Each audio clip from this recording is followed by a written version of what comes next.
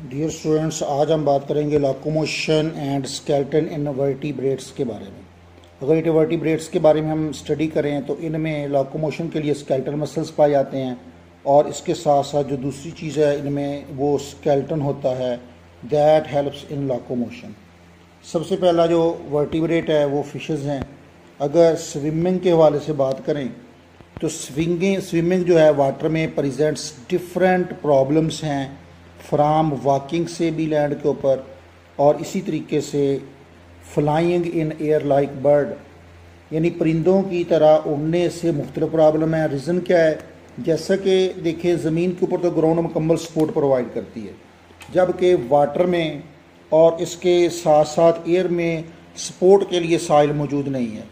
तो उसके लिए फिर बॉडी ऑफ मोस्ट फिशेस इस स्ट्रीम लाइन होती है। मतलब क्या है?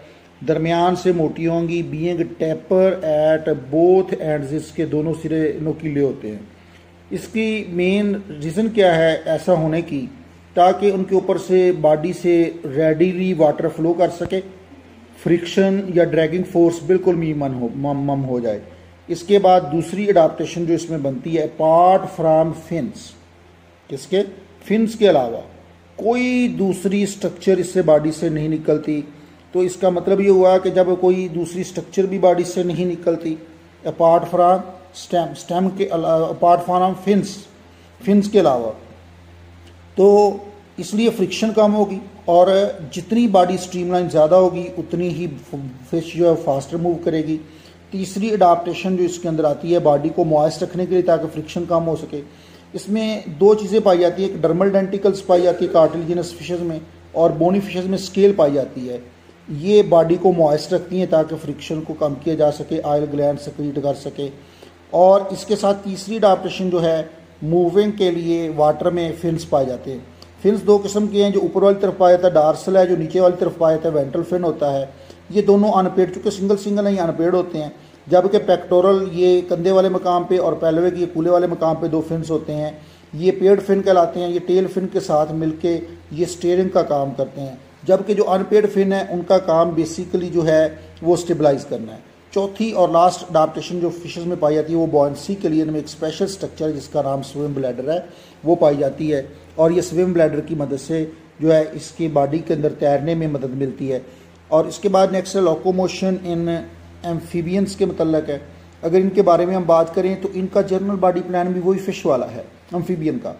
तो इनमें दो किस्म की लोकोमोशन पाई जाती है। या तो ये अपनी बैली को ज़मीन के ऊपर घसीट कर रिंग के चलते हैं। जब ये रिंग के चलते हैं तो इनकी बॉडी के अंदर वही एस शेप कैरेक्टर फिश वाली पाई जाती है। ऐसा महसूस होता है कि जैसा कि ये लैंड के ऊपर तैर रहे हों, स्विम कर रहे हों।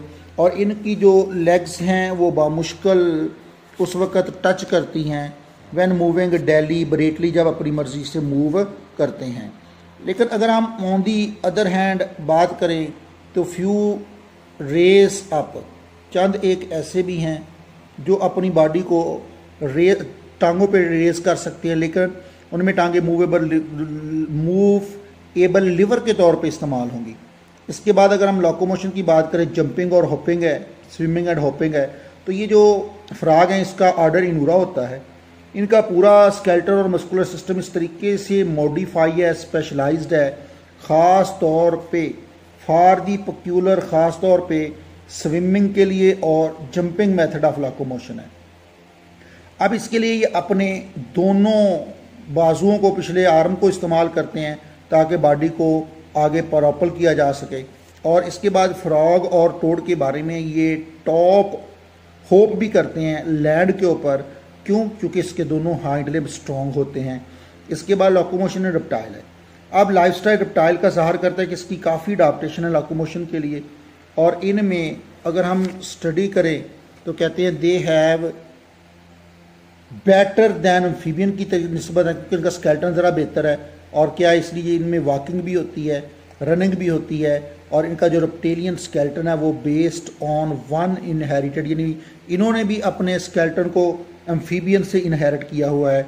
लेकिन फ़र्क यह है कि इनके अंदर जो है वो ओसीफाइड पाया जाता है, हड्डियों पर मुश्तमिल है। जो कि इसको सपोर्ट भी ज़्यादा प्रोवाइड करता है। और इसमें स्पेशली अगर हम बात करें लोकोमोशन इसलिए भी बेहतर होती है कि इसके जो सर्विकल वर्टिब्री हैं, पहले दो सर्विकल वर्टिब्री, पहले का नाम एटलस है, दूसरे का नाम एक्सिस होता है।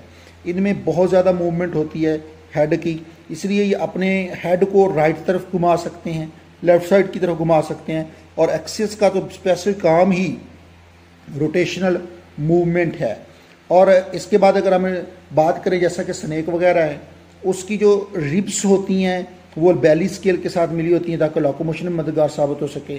चौथी जो इनमें अडाप्टेशन पाई जाती है प्रीहिस्टोरिक रिप्टाइल में कि वो बाईपेडल है, मतलब दो टांगों पे, बाई का मतलब टू होता है, पेड का मतलब फुट के ऊपर ये दौड़ते हैं, चलते हैं। और इनकी पेल्विस नैरो होती है जिसकी वजह से फिर इनसे एवोल्यूशन हुई है बर्ड्स की। और बाईपेडल की वजह से चूँकि इन्होंने अगली टांगों को बिल्कुल फ्री कर दिया है लोकोमोशन से, इसलिए उसको या तो फ्लाइट के तौर पे इस्तेमाल करते हैं या दूसरी अडाप्टेशन ये है कि अपने प्रे को कैप्चर भी करते हैं। इसके बाद नेक्स्ट है लोकोमोशन इन एयर के हवाले से। तो बेटा एयर वाली अडाप्टेशन आपने चैप्टर नंबर 10 पार्ट फर्स्ट में आपको बड़ी डिटेल से मैंने पढ़ाई हुई हैं। वही यार अडाप्टेशन है कि इनकी अंदर से बोन जो है वो हॉलो होती है, इनकी बॉडी के ऊपर विंग्स पाए जाते हैं, इनकी स्टर्नम कील में तब्दील हो गई है। और इसके अलावा स्ट्रीमलाइन बॉडी होती है, बोन्स अंदर से हॉलो होती हैं, स्ट्रॉन्ग पेक्टोरल मसल होते हैं और पूरी बॉडी के ऊपर फीदर पाए जाते हैं। तो ये बेटे वो अडाप्टेशन है जिसको endothermic character as well as flight में भी इस्तेमाल होती हैं। इसको ज़रा अच्छे तरीके से पढ़ लेना, तो कल इससे आगे हम इंशाल्लाह एक्टिव और पैसिव